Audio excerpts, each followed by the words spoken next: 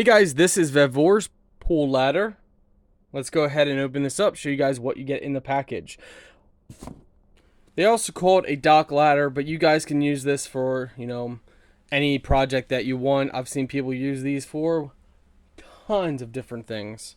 Not just the pool, not just the dock. So the most frustrating thing about this is going to be just there's a lot of different pieces, so you just need to bolt everything. So just time is going to be the most annoying thing about this. For those who like to know the annoyance level, it's going to be time. It does look like the quality, I don't know what that is going on there, but it's going to work for what you guys need it to work for. So the pieces are going to go on like this. You're going to line them up like this, the brackets.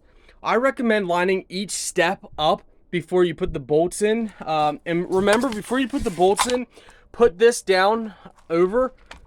We'll show you guys how that actually works. What you do is you peel off this white layer.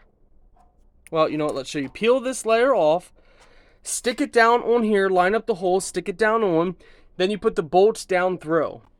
And it's going to look something like this.